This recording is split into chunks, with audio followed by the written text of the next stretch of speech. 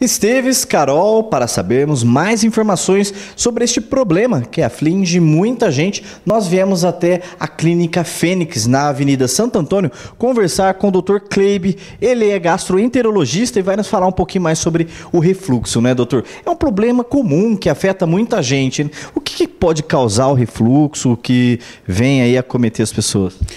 Boa tarde.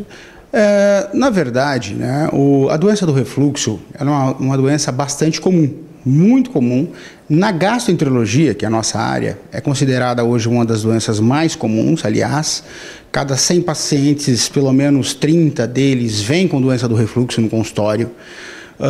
Já vem com seus sintomas, já vem falando que tem uma história anterior, de queimações, digamos, né? Aquela queimação que sobe, geralmente, né? Mas nem sempre esse é o grande problema. Existem outros também. Então, o mais importante é sabermos que a doença do refluxo, ela é uma doença que é importante tratar, importante diagnosticar, e sabermos como conduzir ela para que o paciente fique mais tranquilo.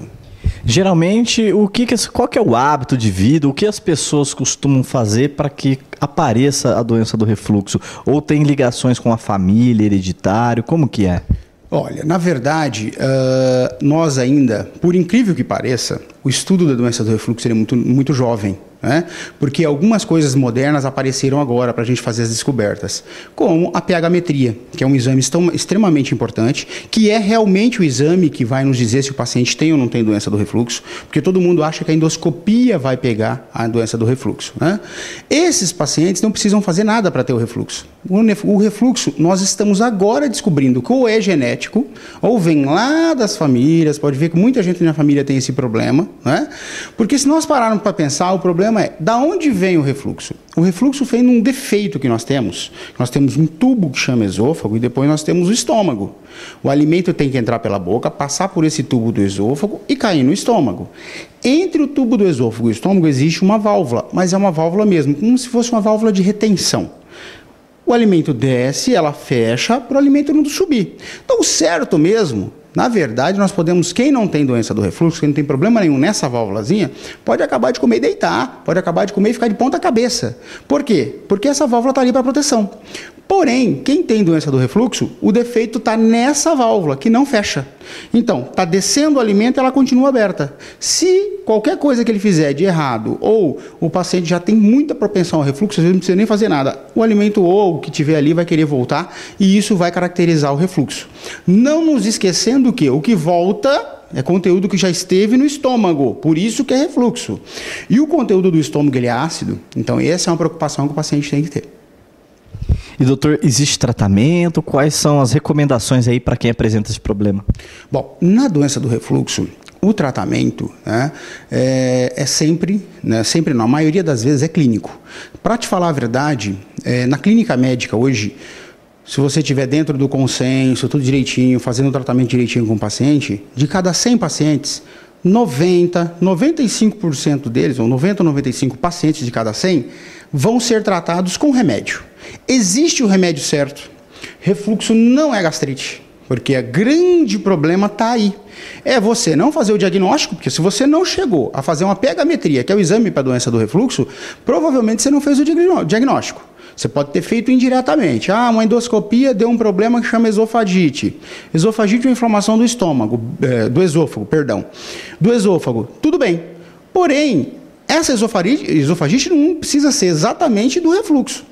Como é que você vai descobrir? Existe o aparelho, chama pH-metria. É chatinho? Vai colocar a mangueirinha no nariz? Vai. Só que eu vou descobrir. Eu vou descobrir quantas vezes ele tem refluxo por dia.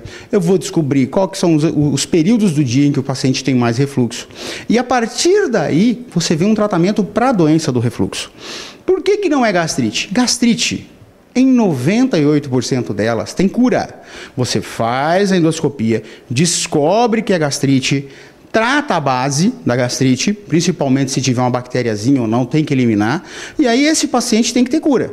E geralmente fazer endoscopias a cada 4, 5 anos, não é endoscopia anual. É errado fazer endoscopia anualmente.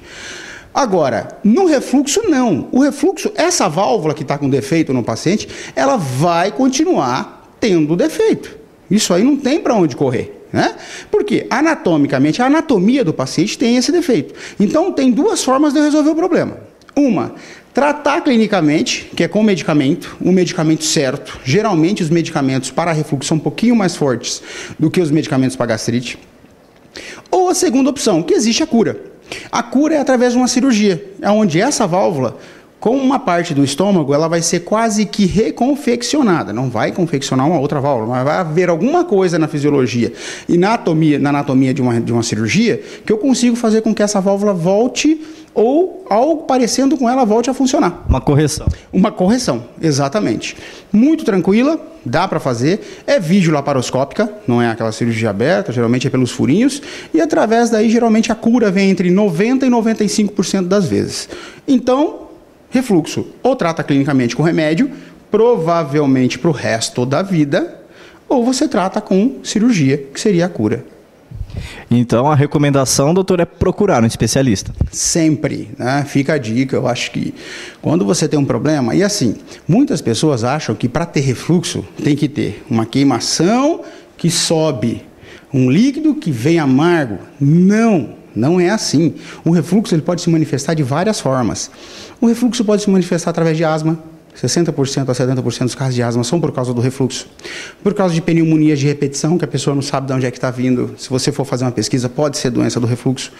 Tosse, que o paciente tem uma tosse antiga, que nada resolve, vai no pneumologista, sempre importante falar que tem que procurar um profissional também.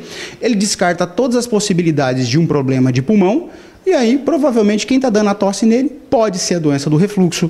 É um paciente que tem dor de garganta por muito tempo. Também essa garganta está sempre inflamada, não é uma infecção. Ele vai lá, o profissional fala, não é infecção. Mas os próprios especialistas já falam, provavelmente você está com doença do refluxo. Então, a dica é, quem é que vai saber resolver o seu problema? É o especialista, é um profissional, é um gastroenterologista.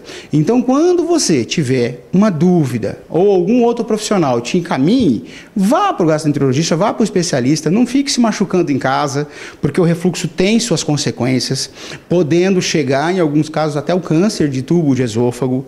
Então, acho que o importante é o tratamento correto, com o especialista, para que você tenha segurança e um futuro bom.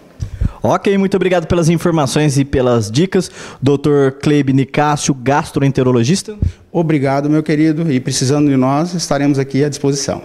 Então está aí, Esteves, Carol, as dúvidas sobre este problema que aflige muita gente, que é o refluxo, pode estar aí, a solução para você deve estar aí procurando um especialista. A gente esclareceu algumas dúvidas aqui, o seu problema pode ser esse, então está aí a dica. Voltamos aos estúdios.